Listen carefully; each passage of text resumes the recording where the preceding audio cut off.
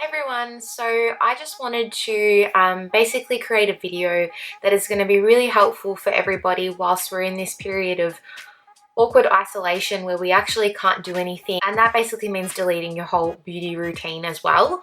Unfortunately, that means that we can't get things done like hair removal or our eyebrow waxing or anything like that. So I just wanted to take the opportunity to give you a little bit of my knowledge behind how to maintain your own eyebrows and give you enough of a skill set to get by. This video is basically a step-by-step of how I do my own. So keep in mind that my eyebrow hair is different to yours. It's basically just a step-by-step to get you started and to get you to feel a bit more confident with the tools that you can use, the alternate ways of doing things as well.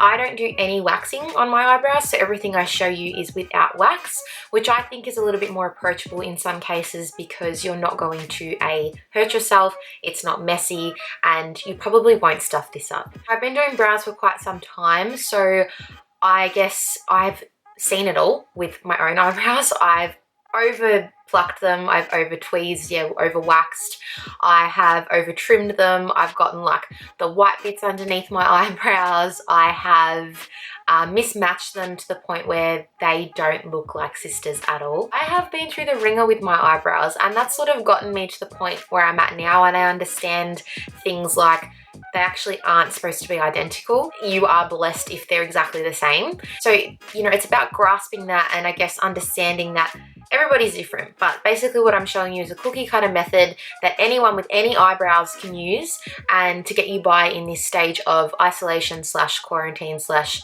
I don't really know what's going on. I'm actually really excited to be able to share some things that I've learned and things that I feel like work for me. Anyway, I hope you guys enjoy it because I've had fun making it.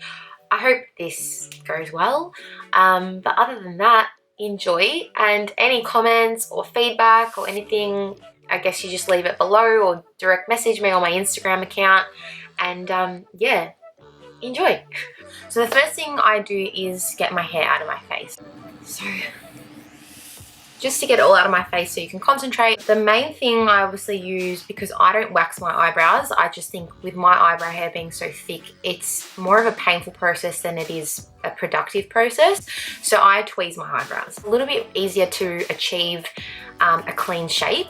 It's just not as effective when it comes to getting rid of a lot of the fluffy, clear hair that some people get. I do have a solution for that as well. The other thing I use as a guide and sort of like it helps me clean my eyebrows along the way is a spoolie. So I use that as I'm trying to blend my eyebrow hair or just to clean off the excess hair that I've already removed.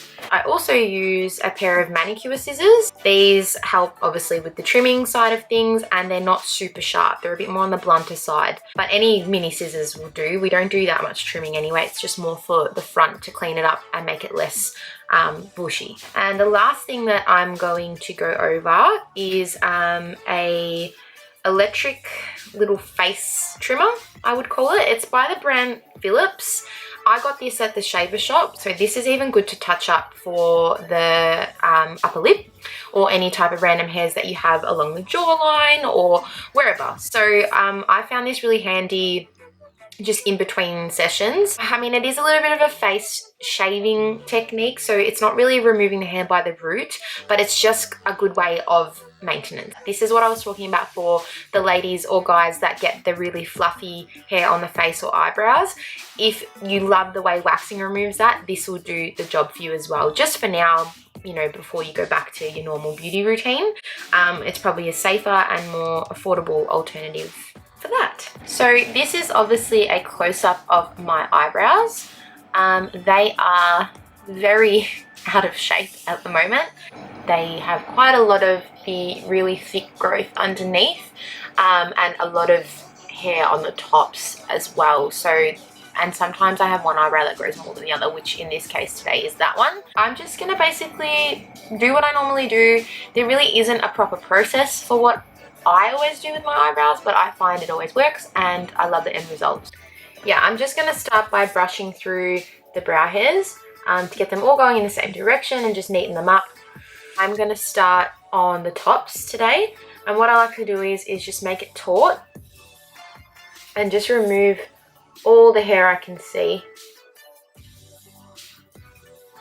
Obviously, I mean, tweezing does take a little while, especially now because I haven't done my eyebrows in like, yeah, in 3 weeks. So there is quite a lot of hair.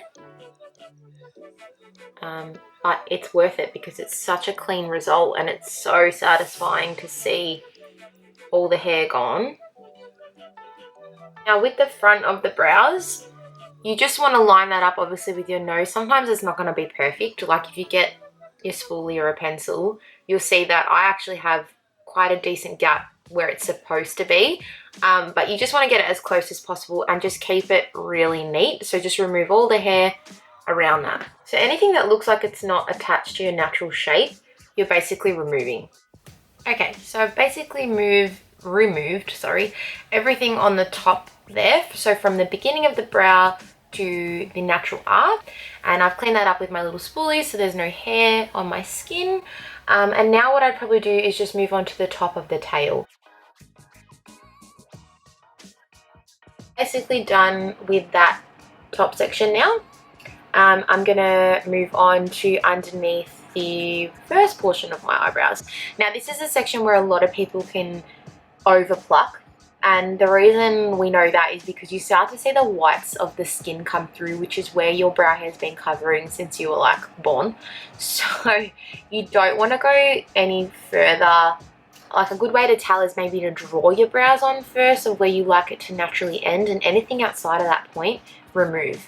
If it's not outside of that point, leave it, because you obviously need that hair to either grow or get longer in that point. So again, just using your spoolie to neaten it up, and I'm just going to basically neaten up this line. So I'm going to really push up my brow in this section. I'm going to support it from the top, push it up, and just remove.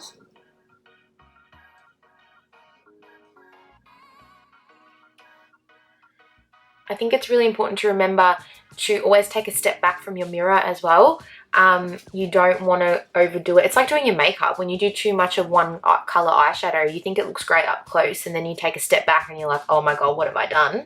So same with your eyebrows. Just obviously with the first one you can't tell if it's even, but you can tell if you're about to overpluck or not. So just check in, especially with this section, every now and then to make sure you're on the right track.